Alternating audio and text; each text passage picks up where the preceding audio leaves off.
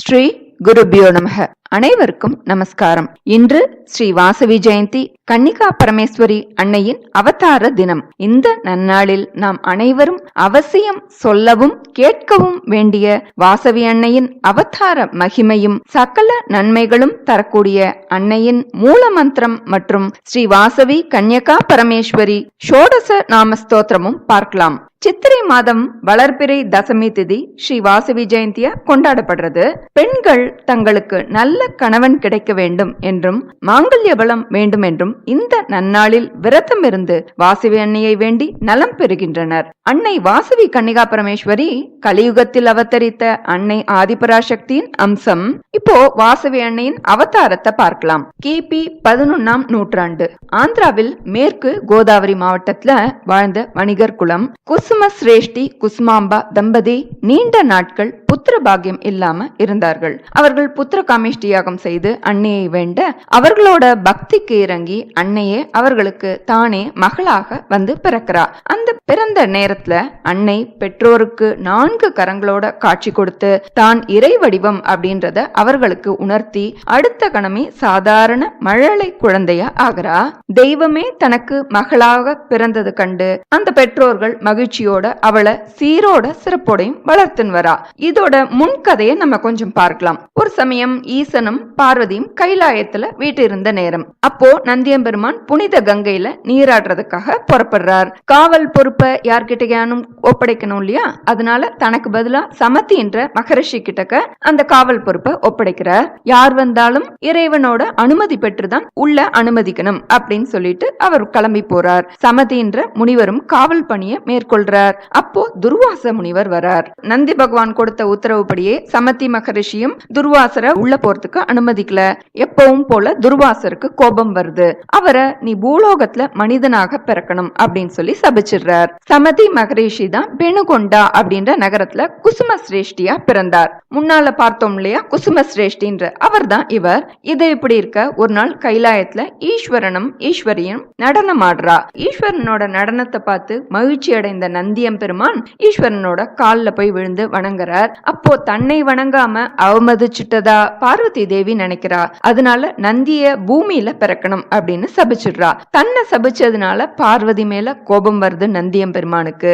அவரையும் நீங்க பூமியில பிறந்து கன்னியாக வாழ்ந்து அக்னி பிரவேசம் செய்யணும் அப்படின்னு சொல்லி சாபமிட்டுறார். இது எல்லாமே ஈஸ்வரனோட விளையாட்டு தான் இல்லையா, எல்லாவற்றுக்கும் ஒரு காரணம் இருக்கும் இல்லையா, அது போலதான் இதுவும். அவர்கள் 2 பேருமே பெணுகொண்டான்ற நகரத்துல குசுமஸ்ரேஷ்டி குசுமாம்பிகை தம்பதிக்கு பிள்ளைகளா பிறக்கிறார்கள். விரூபாக்ஷன்ற பெயரோட நந்தியும் வாசவாம்பான்ற பெயரோட பார்வதியும் வளர்ந்துன்னு வரா. வாசவாம்பாவுக்கு மணப்பருவம் வருது. அந்த சமயத்துல சித்திரகாந்தன்ற விஷ்ணுவர்தன்ற அரசன் வாசவாம்பா மேல ஆசைப்படுறார். அவளை திருமணம் செய்து தரும்படி அவளோட தந்தையான குசுமஸ்ரேஷ்டிட்ட வந்து கேட்கிறார். ஆனா அவரோ தன்னுடைய இன மக்கள்கிட்ட கேட்கணும் அப்படின்னு சொல்றார். அந்த பெணுகொண்டா ஆட்சிக்கு உட்பட்டது 18 நகரம். அங்க வாழ்ந்து வந்த 714 கோத்திரங்களை சேர்ந்த வைஷ்யர்களோட சபை இது பற்றி கூடி விவாதிக்கிறது. அதுல சிலர் வந்து மனம் முடிக்கலாம், சிலர் வேண்டாம். 612 கோத்திரக்காரர்கள் மனம் முடிக்கலாம்னு சொல்றா. 102 கோத்திரத்தார்கள் குலப்பெருமை காக்க இதற்கு சம்மதிக்க மாட்டோம் அப்படின்னு சொல்றா. கருத்து வேறுபாடு அதிகரிக்கிறது. 2 பிரிவாக பிரிந்தனர். இதையெல்லாம் அறிந்த வாசவாம்பா குடும்பத்துக்குள்ள இப்படி சண்டையிட்டு பெரியறத பார்த்து மனசு வருத்தப்படுறா. அவளுக்கும் தான் காலம் முழுவதும் சிவ பூஜை செய்யணும்ன்றதுதான் அவளுக்கும் மனதுல விருப்பம். அதனால தன் உயிரை கொடுத்தாவது குலப்பெருமையை காப்பாத்தணும்னு நினைக்கிறா. அதனால அங்கிருந்த ஆலயத்துக்கு முன்பு பெரிய அக்னி குண்டம் அமைச்சு அக்னி பிரவேசம் செய்யறா. வாசவி ஸ்ரீ கன்னிகா பரமேஸ்வரியாக தோன்றி அங்கிருந்த அனைவருக்கும் அருள் காட்சி தந்து மறைஞ்சுடுறா. அது தொடங்கி அன்னைக்கு ஆலயம் எழுப்பி வழிபாடு செய்ய தொடங்கினர் மக்கள். அன்றிலிருந்து வணிகர் குலம் முழுமையும் அன்னையை குலதெய்வமாகவே கொண்டு வழிபட தொடங்கினர். அந்த வாசவி அன்னையின் ஜெயந்தி தான் இன்று கொண்டாடப்படுகிறது. தமிழகத்துல பல்வேறு இடங்கள்ல அன்னை கன்னிகா பரமேஸ்வரிக்கு ஆலயங்கள் இருக்கு.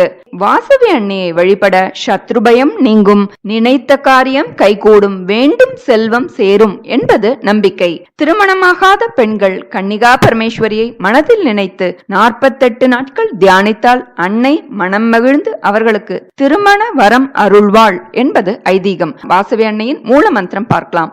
ஓம் பாலா ரூபிணி வித்மஹே பரமேஸ்வரியை ச தீமஹி தன்னோ கன்யா பிரச்சோதயாத்.